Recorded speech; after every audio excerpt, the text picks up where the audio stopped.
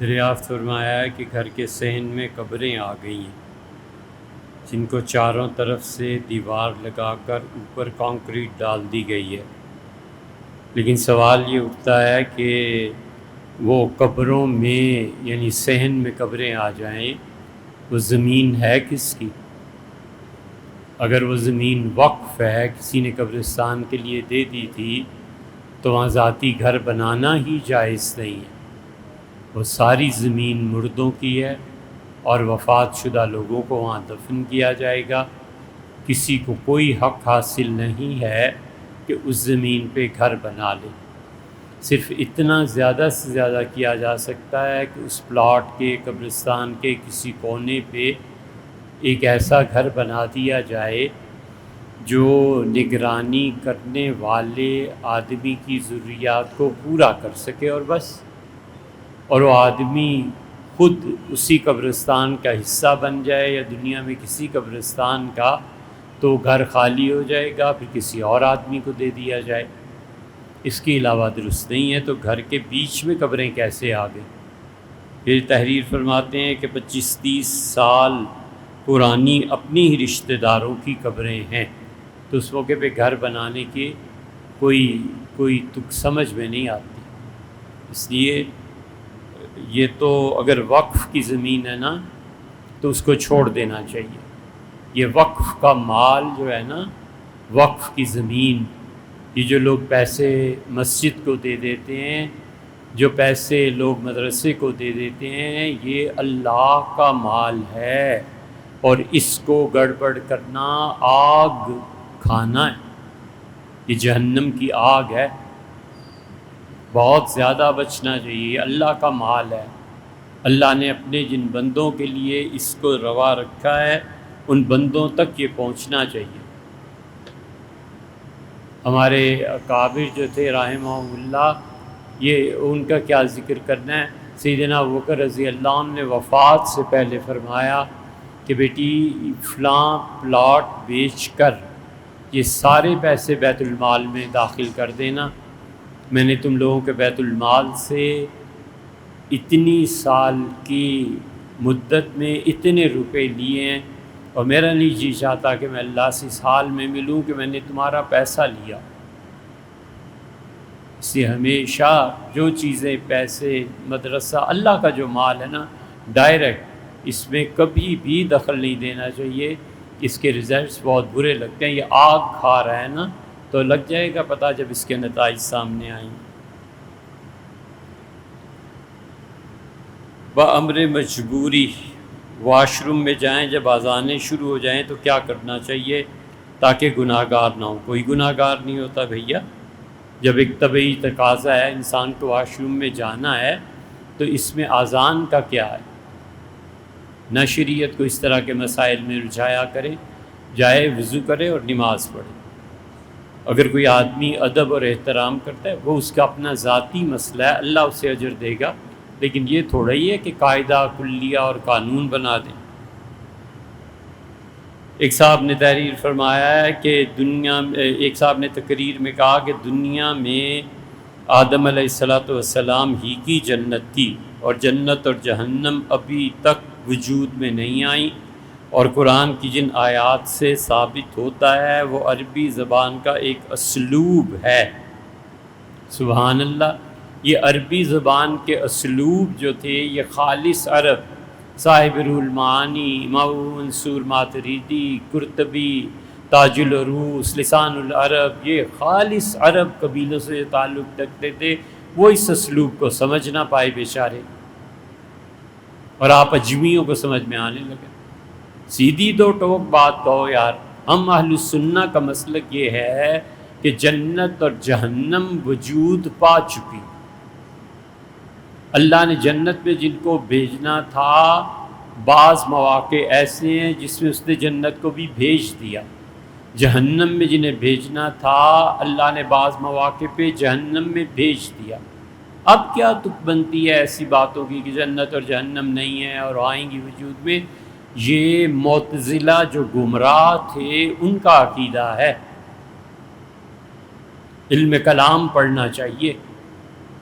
کوئی جا کے پوچھے کہ علم کلام کو کتنا پڑھایا آپ نے، جو آپ اٹھ کے اہل السنہ کے خلاف فتویٰ دینے لگے ہیں۔ ہم ایک سینٹی میٹر اہل السنہ کے عقیدے سے ہٹنے والے نہیں ہیں بھائی، سیدھی سی بات۔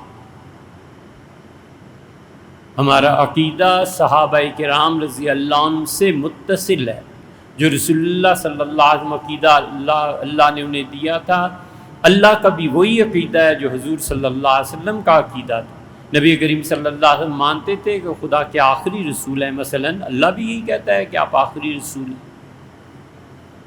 اللہ کہتا ہے میں ایک ہوں، حضور صلی اللہ علیہ وسلم نے یہی سکھایا کہ ایک ہے، پھر صحابہ، پھر تابعین، پھر تبع تابعین، ان سے لے کے اب تک 15ویں صدی تک جتنا عقیدہ لکھا ہے سب نے بالکل صاف اور واضح الفاظ میں لکھا ہے، اور اہل السنہ کے علاوہ کوئی شخص ایسا نہیں ہے جو اپنے عقیدے کو حضور صلی اللہ علیہ وسلم ثابت کر سکے۔ آپ اسی کو ثابت کر دیں کہ نبی کریم صلی اللہ علیہ وسلم نے فرمایا ہو کہ جنت اور جہنم۔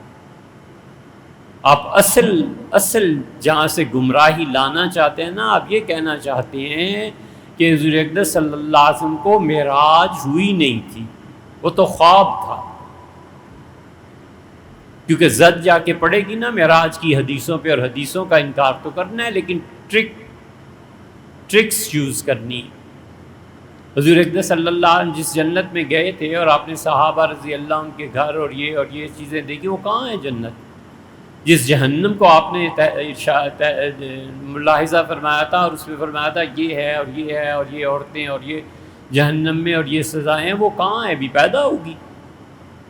اب یہ کہیے کہ معراج کی احادیث کا انکار کرنے کے لیے آپ کو یہ ماننا پڑتا ہے کہ جنت اور جہنم پیدا ہی نہیں کیے گئے، اور معتزلہ میں یہ گمراہ فرقہ تھا، اہل سنہ اس کا اس وقت رد کر چکے۔ اب کیا مسئلہ ہے؟ اب وہی اہل سنہ کے دلائل ہم دہراتے رہے۔ ایک بات طے ہو گئی، بس سیدھا سادہ عقیدہ، اس میں رکھنے کیوں ڈالنے؟ کوئی اہل السنہ کے علاوہ کوئی آدمی نہیں ہے جو اپنے عقیدے کو حضور صلی اللہ علیہ وسلم سے ثابت کر دے، یہی ثابت کر دے۔ اب یہ کہ اللہ کہتا ہے قیل ادخل الجنہ، ہم نے کہا ابھی، سورہ یاسین میں ہے نا، ہم نے کہا ابھی سے جنت میں داخل کرو۔ اللہ تعالیٰ فرماتا ہے ادخلوا آل فرعون اشد العذاب، ہم نے کہا فرعون اس کے پیچھے چلنے والے کو ابھی جہنم میں، النار یعرضون علیہا غدوا وعشیا، جہنم کی آگ پہ فرعون اور اس کی فوج صبح شام چڑھائے جاتے ہیں۔ کیک پکتے ہوئے دیکھے ہیں کبھی؟ کیک کو رکھ کے نا ٹرے کو وہ اس طرح پکانے کے لیے آگے بھٹی میں ڈال دیتے ہیں۔ اللہ نے کہا ہے ہم فرعون اور اس کے ماننے والوں کو اس طرح جہنم پہ کی آگ پہ چڑھائے جاتے ہیں۔ اب یہ بھی کہنا کل کو کہ جی جہنم، اللہ عربی کا اسلوب یار ان سے سیکھیں جو خالص عرب ہے، یا آپ سے سیکھیں؟ روحانی ترقی کیا ہے، اس کو کیسے محسوس کیا جا سکتا ہے، مطلب اس کا اندازہ کیسے لگایا جا سکتا ہے؟ اب گلابی رنگ کو بیان کریں، کیسے پتہ چلتا ہے کہ یہ گلابی؟ سرخ رنگ کی تعریف کیا ہے؟ سیاہ رنگ کی تعریف کیا ہے؟ اب زیادہ یہی کہہ سکتے ہیں کہ سیاہ کے برعکس جو ہوتا ہے وہ سفید ہوتا ہے۔ تو اس لیے یہ جن کو ہوتی ہے نا ترقی، وہ پہلے ہی سے سمجھ جاتے ہیں کہ مسئلہ اب کچھ اور بن گیا ہے۔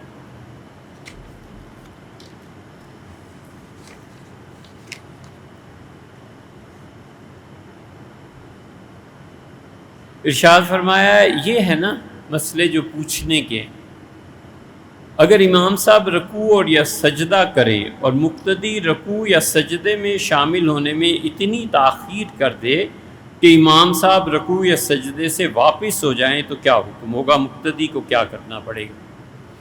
سوال کا مطلب یہ ہے کہ مثلا امام نے اللہ اکبر کہا اور رکوع میں گیا، یا اللہ اکبر کہہ کے سجدے میں گیا، اب یہ کھڑا کچھ پڑھ رہا ہے یا کوئی اور چیز ہے، یہ سجدے میں پہنچا اور امام اللہ اکبر کہہ کے بیٹھ گئے، پھر یہ کچھ پڑھنے لگا اور پھر امام صاحب نے سجدہ کر لیا، اور جب تو امام فارغ ہو گیا رکوع اور سجدے سے اور یہ مقتدی پھر داخل ہوا ہے، تو اس پہ فقہا نے لکھا ہے کہ ہر رکن سے فارغ ہونے سے پہلے امام کے ساتھ شریک ہو جانا واجب ہے، ضروری ہے۔ اور اگر مقتدی سے یہ واجب چھوٹ گیا نا، امام نے کہا سمع اللہ لمن، یہ اس وقت رکوع میں جا رہا ہے، تو یہ واجب کے ترک ہونے سے نماز اس کی ہو جائے گی۔ البحر الرائق میں شامی میں یہی مسئلہ انہوں نے لکھا ہے، لیکن وہ کہتے ہیں کہ اگر جان بوجھ کے ایسے کرے گا نا تو واجب کے ترک کر دینے کی وجہ سے گناہ گار ہوگا، اس لیے امام کے سجدے سے فارغ ہونے کے بعد سجدہ کرے تو نماز ہو جاتی ہے مگر گناہ ہوگا۔ ایک اس کی صورت یہ ہے کہ فقہا نے لکھا ہے کہ چونکہ جان بوجھ کے کر رہا ہے اس لیے اس آدمی پہ دوبارہ نماز کا لگنا چاہیے فتویٰ کہ واجب کا ترک تم نے جان بوجھ کے کیا ہے، لیکن محققین نے اس پہ فتویٰ نہیں دیا۔ ان کی عبارات بہت ہے، عالمگیری میں لکھا ہے اور جگہ بھی لکھا ہے کہ وہ کہتے ہیں کہ اس شخص کی نماز ہو جائے گی بشرطے کہ یہ مسلسل امام کے پیچھے چلتا رہے۔ ابلیس کو کیا قیامت تک زندگی دی گئی اور کیا ہمزاد انسان کے ساتھ مر جاتا ہے؟ دیکھو بھیا، سچ پوچھیں تو ہمزاد، جنات، ان کے بارے میں بہت سے لوگوں نے جو باتیں لکھی ہیں نا، یہ اصل میں ہندوؤں کے ساتھ رہنے کا اثر ہے۔ حدیث میں ایک بات آئی ہے، حضور اقدس صلی اللہ علیہ وسلم نے فرمایا کہ ہر آدمی کے ساتھ ایک شیطان بھی ہوتا ہے جو اسے گمراہی کے مشورے دیتا ہے۔ تو صحابہ رضی اللہ عنہ نے عرض کیا کہ اللہ کے رسول کیا آپ کا بھی یہی معاملہ ہے؟ تو حضور صلی اللہ علیہ وسلم فرمایا میرا بھی یہی معاملہ ہے، لیکن میرے ساتھ جو ایسا تھا اس نے اسلام قبول کر لیا۔ مطلب یہ ہے کہ وہ اپنی سرشت میں کچھ بھی ہو، جن ہو کچھ ہو، لیکن مجھے وہ بھی خیر ہی کے مشورے دیتا ہے۔ نبوت مبارکہ کا روب اتنا تھا۔ اسی کو عوام جو ہیں یہ ہمزاد کہتے ہیں کہ فلاں کا ہمزاد ہے، فلاں کے ساتھ ہمزاد ہے۔ شرعاً اس کا کوئی ثبوت نہیں ہے، یہ صرف بس یہ حدیث ملتی ہے۔ اسی لیے حضرت تھانوی نور اللہ مرکزہ نے ایک کتاب لکھی ہے اعمال قرآنی، اس میں انہوں نے اپنے مشائخ کا غالباً کشف تحریر فرمایا، کیونکہ اس کے بعد کی اب جو باتیں ہیں یہ مشائخ کے کشف سے ثابت ہوتی ہیں۔ کوئی مانے نہ مانے تو کیا ہے، کافر تھوڑی ہو جائے گا۔ اور مشائخ کہتے ہیں کہ ہم نے عالم کشف میں دیکھا کہ میت پہ جب یہ پڑھی جاتی ہے منہا خلقناکم وفیہا نعیدکم ومنہا نخرجکم تارۃ اخری، تو وہ جو شیطان اس آدمی کے ساتھ ہوتا ہے وہ بھی دفن ہو جاتا ہے۔ یہ بہت سے مشائخ نے اپنے کشف تحریر فرمائے ہیں، اور بزرگوں سے جو منقوطہ حضرت تھانوی رحمۃ اللہ نے نقل کر دی ہے۔ باقی یہ کہیں کہ یہ دفن ہو جانا شیطان کا کوئی دلیل نہیں ہے اس کی۔ اور یہ بھی یاد رکھنا چاہیے کہ اس انسان کے ساتھ شیطان چمٹ جاتا ہے، اس لیے کہہ دیا کہ ہمزاد ہے۔ ہمسایہ بھی ہوتا ہے، ہمسایہ یعنی جو سائے میں شریک ہو، پڑوسی، نیبر۔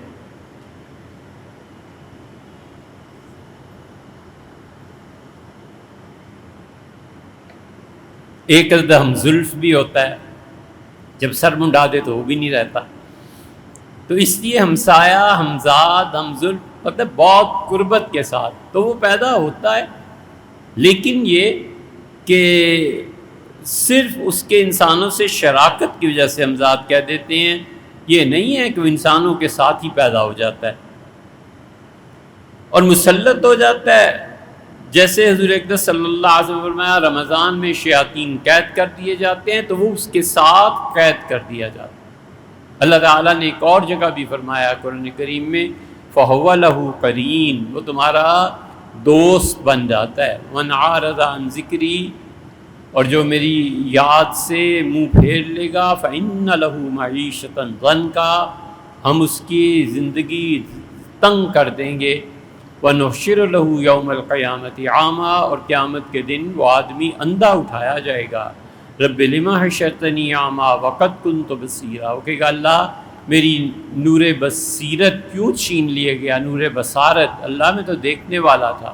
اللہ تعالیٰ فرمائیں گے میری آیات تم تک پہنچی تھیں، نشانیاں۔ فنسیتہا، تو نے مجھے بھلا دیا تھا، میری نشانیاں، میرے گھر کا پتہ سب پہنچ گیا تھا تجھ تک، پھر بھی تو میرے گھر نہیں آیا، تو نے مجھے بھلا دیا تھا۔ وَكَذَلِكَ الْيَوْمَ تُنسَىٰ، آج تجھے بھی ایسے ہی بھلا دیا جائے، بھلا دیا گیا۔ اس لیے جن لوگوں کو اللہ کا یقین، اللہ کی نشانیاں، اللہ کا اقرار کرنا ہوتا ہے نا، وہ بہت چھوٹی چھوٹی چیزوں سے بھی اپنے پروردگار کے وجود اور اس کی صفات پر دلیل لے آتے۔ عمر بن العاص رضی اللہ عنہ آئے، بہت فصیح، بلیغ، ذہین۔ عربوں نے قریش کے ذمے یہ لگایا تھا کہ وہ بیت اللہ کو صاف رکھے۔ بنو عباس کے ذمے حضرت عبد المطلب نے لگایا تھا کہ تم حاجیوں کو پانی پلاؤ گے۔ یہ بنو عدی جو تھے نا، سیدنا عمر رضی اللہ عنہ کا قبیلہ، ان کی ذمہ داری یہ تھی کہ تم لوگوں میں صلح کراتے رہو گے۔ عمر بن العاص رضی اللہ عنہ کو بھی خالد بن ولید رضی اللہ عنہ کے قبیلے کے ذمے لگایا تھا کہ لڑائیوں کا بندوبست تم کرو گے۔ ہر ایک کا اپنا اپنا شعبہ تھا۔ عمر بن العاص رضی اللہ عنہ کی شعبہ تھا کہ بیرون میں حجاز سے باہر جس سے بھی مذاکرات کرنے ہیں تم لوگ کرو۔ مذاکرات میں ذہین آدمی، ایسا آدمی جو جواب دے سکے، گفتگو کر سکے، یہ عمر بن العاص رضی اللہ عنہ۔ سیدنا عمر رضی اللہ عنہ کے پاس ایک بچہ آیا جو بول نہیں سکتا تھا، اور عمر بن العاص بھی آئے۔ عمر بن العاص رضی اللہ عنہ بہت اچھا بولتے تھے، تو دونوں اکٹھے ہی آ گئے۔ تو سیدنا عمر رضی اللہ عنہ کہا، لوگوں دیکھو سبحان اللہ، اس گونگے کا جو صحیح بول نہیں سکتا اور یہ بولنے والا عمر بن العاص، دونوں کا پروردگار ایک ہی ہے۔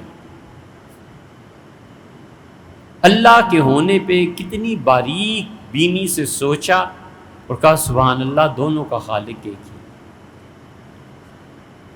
اس لیے مرنے کے بعد اب کیا ہوگا، اس پہ حضرت تھانوی رحمۃ اللہ علیہ نے لکھا ہے امداد الفتاویٰ میں، اور انہوں نے اس سے منع بھی کیا ہے کہ ایسی چیزوں میں نہیں پڑھنا چاہیے۔ اگر آپ کو زیادہ چیزیں چاہیے ہوں تو وہاں دیکھ لیجئے گا۔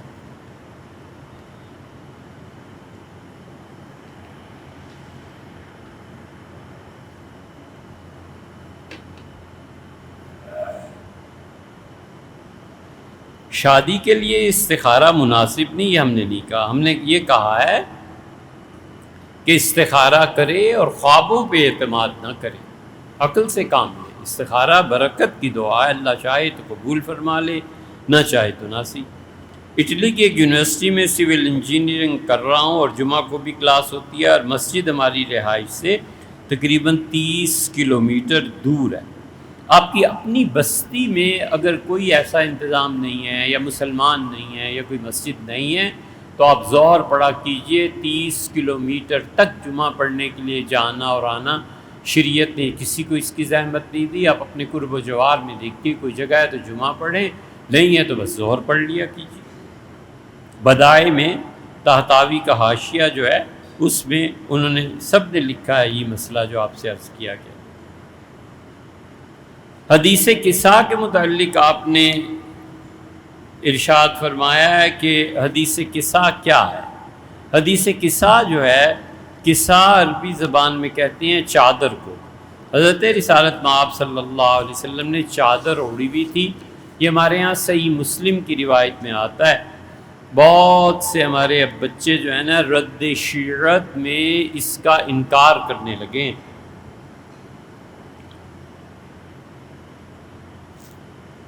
اہل تشیعوں میں سے بھی تمہیں کوئی ٹکرا نہیں نا، وہ پڑھا لکھا ٹکر جائے تو ایمان سے ہاتھ دھو بیٹھو گے تم۔ مت ایسے نہ کرے، مت ایسے کرے۔ اہل تشیع جو کچھ بھی کہتے ہیں، پہلے اپنے ہاں بھی دیکھ لیں، ہمارے ہاں کہیں یہ تو نہیں آیا۔ اگر آیا ہے تو ہمارے حضرات نے اس کو کیا لکھا ہے، کس طرح سمجھا ہے، یہ ہے جواب۔ یہ تھوڑا ہی ہے کہ کوئی حدیث بیان کرے تو فوراً ہی رد کر دی جائے۔ حدیث قصہ جو ہے وہ صحیح مسلم میں آتی ہے، اور آتی بھی اسے عائشہ رضی اللہ عنہ کی، ام المومنین رضی اللہ تعالی عنہ کی روایت ہے۔ وہ کہتی ہیں حضور اقدس صلی اللہ علیہ وسلم نے چادر اوڑھی ہوئی تھی، اور اتنے میں نبی کریم صلی اللہ علیہ وسلم کی جو قصہ تھی، کندھوں پہ جو ڈالی جاتی ہے چادر، اوڑھنا بچھونا، چوغا جسے کہتے ہیں، بہت کھلا پہنا ہوا تھا حضور صلی اللہ علیہ وسلم نے۔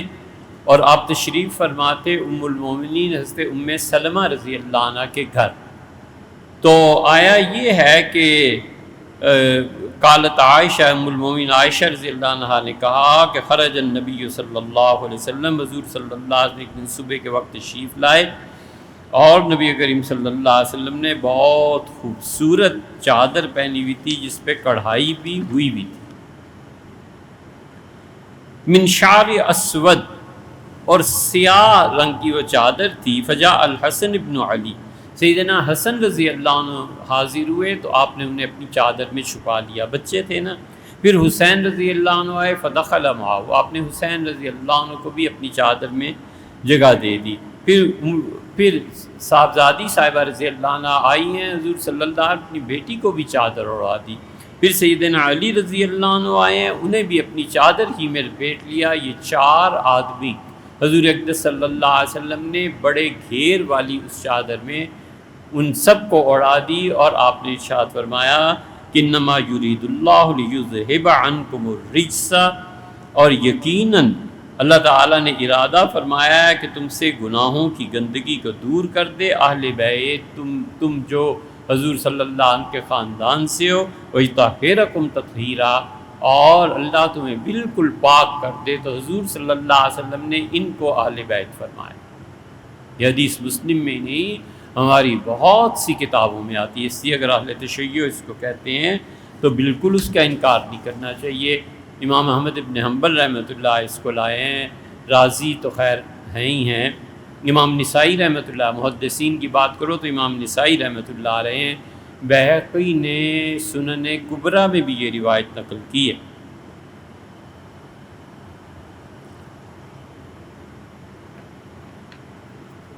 ابن جوزی لائے، سیوطی،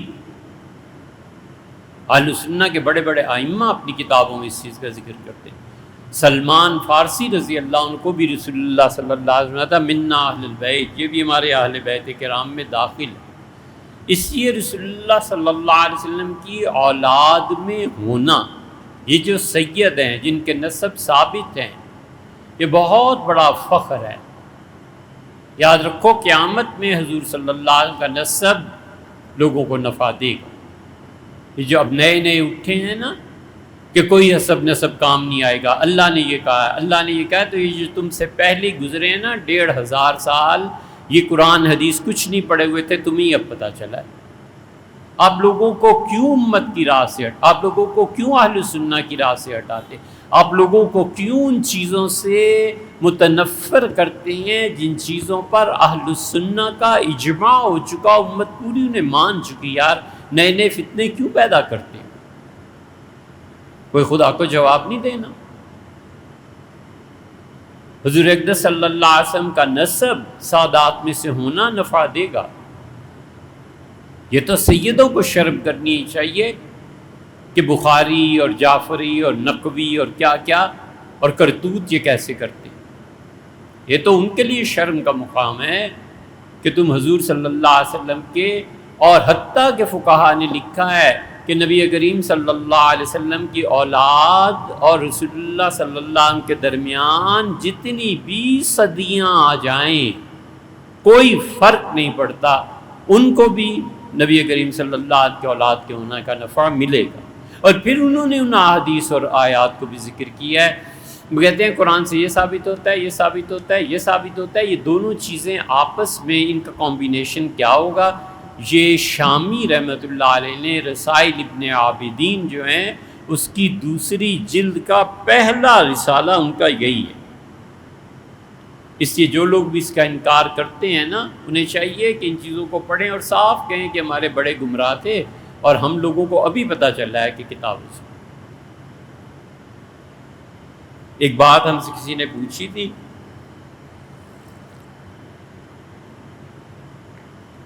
فرمانے لگے کہ یہ کہاں سے ثابت ہے؟ میں نے کہا امت کے تعامل سے، امت کا عمل یہی رہا ہے۔ کہ یہ تو کوئی بات نہ ہوئی۔ میں نے کہا بھیا تم ابھی مسلمان ہوئے ہوگے تو تمہاری مرضی، سکھ ہندو کی اولاد میں سے ہو گئی، تمہیں پتہ ہوگا نا۔ ہم تو الحمدللہ ابن جدن مسلمان ہی چلے آتے ہیں، ہم نے تو یہی دیکھا ہے اپنے بزرگوں میں، اور پھر اس کو جانچا ہے کتاب و سنت میں، اور پھر اتنا تو خدا کا خوف، ذرا سی شرم حیا ہے کہ اگر ہم نے گمراہی کی بات ممبر سے کی، لوگ گمراہ ہو گئے، اللہ پوچھے گا اور سزا دے گا، جہنم میں ڈالے گا۔ ہمیں پتہ ہوتا کہ ہم نے اس درجے تک آ جانا ہے، ہم کبھی نہ پڑھتے بھائی۔ حضور صلی اللہ علیہ وسلم نے فرمایا 66 قاضی، 66 مفتی، 66 جہنمی ہے، 33% جنت میں جائیں گے، اتنا بڑا۔ اور آپ نے فرمایا کہ الاسم علی من افتاء، گناہ اس کے ذمہ جائے گا جو فتویٰ دیتا تھا۔ اتنا تو خدا کا خوف ہونا چاہیے۔ نبی کریم صلی اللہ علیہ وسلم کا نسب لوگوں کو کام دے گا، قیامت میں اس کا نفع ہوگا۔ اب کل سیدنا عمر رضی اللہ عنہ کو بھی پیچھے پڑ جانا۔ حضرت عمر رضی اللہ عنہ نے سیدنا علی رضی اللہ عنہ سے کہا کہ علی، میں اس عمر سے نکل چکا جب کسی کو بیوی کی ضرورت ہوتی ہے، لیکن میں چاہتا ہوں آپ اپنی بیٹی ام کلثوم سے میرا نکاح کر دیں، قیامت میں حضور صلی اللہ علیہ وسلم کے خاندان میں شادی مجھے نفع دے گی۔ اب کل ان کو بھی کہنا، ولیعذ باللہ یہی چیز ہے جو امت میں چلی آتی، اس لیے سادات گڑبڑ کریں گے تو انہیں سوچ لینا چاہیے کہ قیامت میں پھر کیا ہوگا۔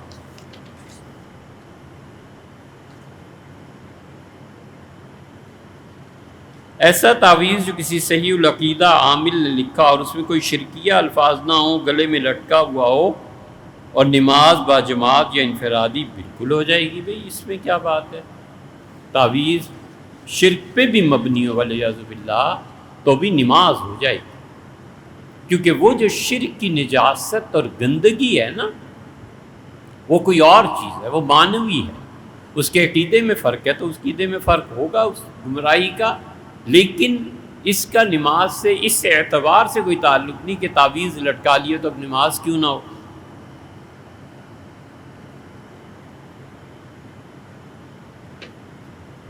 جیسے ہر انسان کے جسم میں ہر وقت گندگی کے کچھ عناصر پائے جاتے ہیں، اس کے باوجود نماز ہو جاتی ہے۔ اور اگر فرض کر لیجئے اس نے کوئی گندی چیز اپنی جیب میں رکھ لی، مثلا بلڈ سامپل لیا اور جیب میں رکھ لیا، تو خون ناپاک ہے نا، اسے کہا چلو نماز پڑھ لوں پھر جاتا ہوں لیبارٹری۔ اس حالت میں جب کہ اس نے گندگی کا اضافہ کیا ہے، وہ گندگی جو محسوس کی جا سکتی ہے، اب اس کی یہ نماز نہیں، کوئی ایکسٹرا چیز ہے، ورنہ خون تو ہر آدمی میں موجود ہے۔ قرآن مجید میں اللہ تعالیٰ کا ارشاد ہے کہ اللہ اور اس کے فرشتے حضور اقدس صلی اللہ علیہ وسلم پر درود بھیجتے ہیں، ایمان والو تم بھی حضور صلی اللہ علیہ وسلم پر درود و سلام بھیجا کرو۔ تو اللہ تعالیٰ اور اس کے فرشتوں سے شباہت یہ کام کرنے پر قیامت میں اللہ اپنا قرب عطا فرمائیں گے۔ کیوں نہیں بھئی؟ یہ آیت نہ بھی ہوتی تو بھی حضور اقدس صلی اللہ علیہ وسلم پہ سلام پیش کرنا اللہ کے قرب کا باعث ہے۔ آپ نے وہ حدیث نہیں سنی؟ حضور صلی اللہ علیہ وسلم نے فرمایا تھا کہ قیامت میں سب سے زیادہ قریب میرے وہ شخص ہوگا جو مجھ پہ کثرت سے درود پڑھتا ہے۔ مقرر کرنا چاہیے روزانہ کے لیے کہ 10 بار پڑھوں گا، 5 بار پڑھوں گا۔ ایسے ایسے لوگ تھے جو 1.25 لاکھ مرتبہ دن اور رات میں اپنی ریٹائرمنٹ گورنمنٹ پینشن پہ 1.25 لاکھ مرتبہ درود شریف روزانہ پڑھتے تھے۔ ایسے لوگ حضور اقدس صلی اللہ علیہ وسلم کا جو حق ہے وہ کون ادا کر سکتا ہے؟ انہوں نے اللہ کی راہ دکھائی، انہوں نے خدا کی توحید سمجھائی، انہوں نے جنت کا راستہ سکھایا، انہوں نے انسانیت سکھائی۔ وہ نہ ہوتے تو کہاں سے یہ تعلیم؟ اور اللہ نے انہیں چنا، اور اللہ انہی کے بارے میں کہتا ہے لَعَمْرُ محمد صلی اللہ علیہ وسلم تمہاری جان کی مجھے قسم ہے۔ آپ نہیں قسم کھاتے، کہتے ہیں میرے اس بیٹے کی قسم ہے مجھے۔ آپ سر پہ ہاتھ نہیں رکھتے اور کہتے ہیں میری بچی کی قسم ہے مجھ پہ۔ یہ سب محبت اور عظمت کے اظہار ہی ہیں نا۔ اللہ کہتا ہے لَعَمْرُ محمد صلی اللہ علیہ وسلم تیری جان کی قسم، اِنَّهُمْ لَفِي سَكْرَتِهِمْ يَعْمَهُونَ۔ یہ جو مستی چڑھی ہوئی تھی نا جنس کی، تو اپنی جنس کے نشے میں، سیکشل میٹرز میں اندھے ہو رہے تھے، پاگل ہو گئے تھے اس وقت۔ تو اس لیے حضور اقدس صلی اللہ علیہ وسلم ویسے بھی بڑے حق بنتے ہیں، ہر ایک کو چاہیے کہ ان پر درود شریف پیش کرے، مقرر کر لینا چاہیے کہ میں روزانہ اتنا درود شریف پڑھوں۔ احادیث میں جو بخاری شریف میں حمار وحشی کا تذکرہ ہے، اس سے کون سا جانور مراد ہے؟ آج ہم نیٹ پہ دیکھتے ہیں کہ سفید اور کالے رنگوں والا جانور جس کو زیبرا کہتے ہیں، کیا یہی حلال ہے یا اس کے علاوہ کوئی ہے؟ حضور اقدس صلی اللہ علیہ وسلم نے فتح خیبر پہ یہ بات ارشاد فرمائی تھی، انہوں نے کہا حمار کی دو قسمیں ہوتی ہیں، ایک حمار اہلی ہوتا ہے جو گھروں میں گدھے ہوتے ہیں جن سے سواری وغیرہ کا کام لیا جاتا ہے، اور ایک حمار وحشی ہوتا ہے جنگل کا گدھا۔ جنگل کا گدھا اسی زیبرے کو کہتے ہیں، اسے حضور صلی اللہ علیہ وسلم نے حلال قرار دیا تھا۔ اب کھاتے ہیں نہیں کھاتے یہ تو لوگوں کی بات ہے۔ حضور اقدس صلی اللہ علیہ وسلم کے والدین کے بارے میں کیا عقیدہ رکھنا چاہیے؟ کیوں اپنے ایمان کو برباد کرنا ہے کی سوچی ہوئی ہے، چپ رہو، ولیعوذ باللہ۔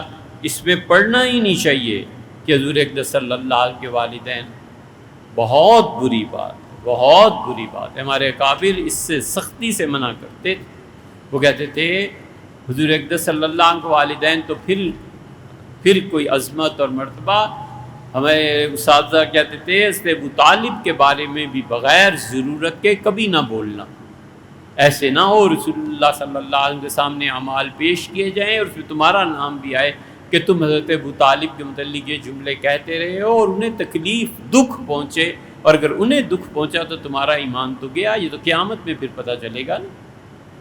تو ضرورت کیا ہے ایسے کرتوتوں کی؟